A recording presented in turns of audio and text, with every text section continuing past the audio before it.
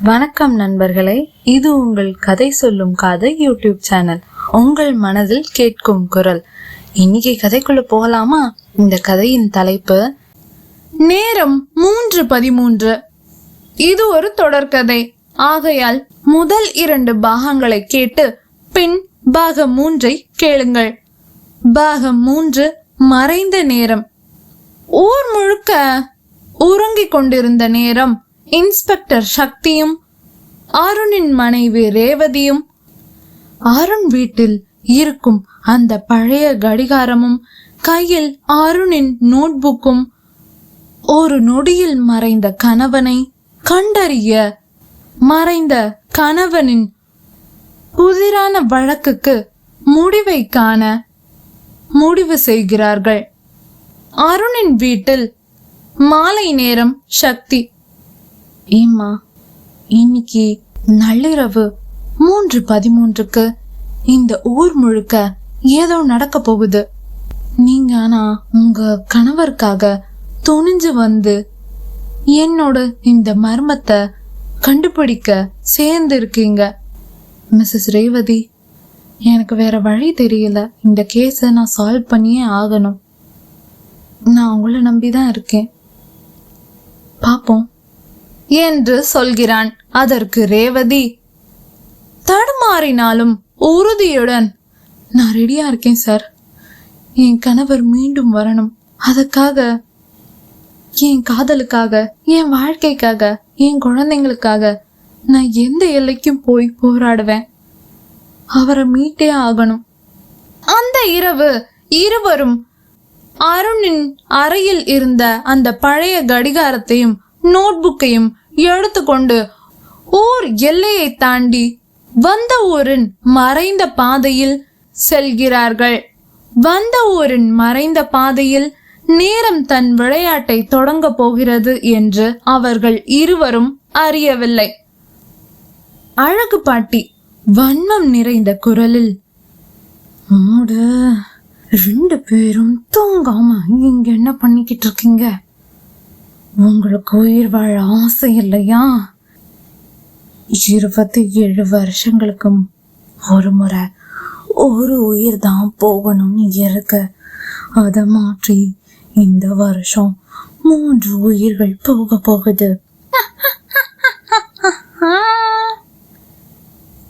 ரேவதியுடன் நடந்து கொண்டிருக்கும் சக்தி: அம்மா நில்லுங்க, இங்க ஏதோ மாற்றம் தெரியுதுல்ல. உங்களுக்கு எனக்கு மட்டும்தான் அப்படி இருக்கா, இல்ல உங்களுக்கும் அப்படிதான் இருக்கா? என்ன நடக்குதுங்க? ஒன்னும் புரியல. எனக்கு மட்டும்தான் அப்படி இருக்கா, இல்ல உங்களுக்கும் அப்படிதான் தோணுதா? ரேவதி: ஆமா சார், இங்க ஏதோ ஒண்ணு. என்ன நடக்குது? மறு உலகத்தில் நேரம் அதிகாலை 3:13 ஆகியிருந்தது. அந்த சமயம் வட்டமாய் சுழலும் தெருக்களில் பழைய வீடுகளும் மயான அமைதி கொண்ட ஊரே வெறிச்சோடி இருந்த தெருக்களில் ஒரு மர்ம உருவம் தோன்றுகிறது. சக்தியும் ரேவதியும் பயத்தில் விழித்து கொண்டு இருந்தனர். திடீரென அருணின் குரல் கேட்டது. அருண் வாலி நிறைந்த குரலில், நான் இங்க இருக்கேன், தயவு செஞ்சு ரேவா, இனி தயவு செஞ்சு காப்பாத்து. நான் பேசுறது கேக்குதா உனக்கு? ரேவா, நான் இங்க மாட்டி இருக்கேன்டி, உனக்கு கேக்குதா? இனி காப்பாத்து. சக்தி சார், நான் இங்க இருக்கேன், என்னை காப்பாத்துங்க. நான் இங்க மாட்டிக்கிட்டேன், என்னை யாராச்சும் காப்பாத்துங்க, எனக்கு பயமா இருக்கு. அவர் முகம் வேர்த்து பயத்தில் வெளிரி இருந்தது. ஒரு மனிதனின் முகம் போல் இல்லாமல் முற்றிலும் மாறுபட்டு இருந்தது. அதிக கவலையும் பயமும் இருந்தது அவர் முகத்தில். சக்தி: அருண், நாங்க உங்களை பார்த்துட்டோம், இங்க வாங்க, கொஞ்சம் முன்னாடி நடந்து எங்க கிட்ட வாங்க. நீங்க சுழலும் அந்த மர்ம நேரத்துல வேற உலகத்துல மாட்டிக்கிட்டு இருக்கீங்க, சீக்கிரம் வாங்க. நம்ம அந்த நேரம் மாறுறதுக்குள்ள நம்ம நம்ம ஊருக்கே திரும்பி போகணும். அருண், வாங்க, கொஞ்சமாவது முன்னாடி நடந்து வாங்க.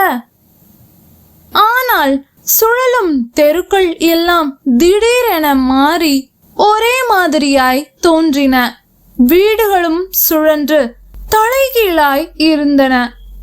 அந்த ஊரே தலைகீழாய் இருந்தது. நேரம் ஒரு வட்டத்தில் சுழல்கிறது. சுழன்று இருந்த ஊர் நேராக மாறியது. ரேவதி பரிதவிப்புடன், ஏங்க சார், என்ன சார், கண்ணு முன்னாடி தானே இப்பதான் நம்ம கிட்ட பேசினாரு, அதுக்குள்ள காணாம போயிட்டாரு.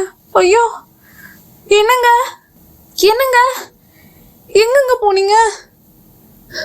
எங்க நான் பேசுறது கேக்குதா? நான் உங்களுக்காக தானே வந்திருக்கேன். வந்துருங்க, நம்ம பிள்ளை உங்களை காணாம அவ்வளோ அழுகுறான். என்னாலையும் உங்களால பிரிஞ்சு இருக்க முடியாதுங்க.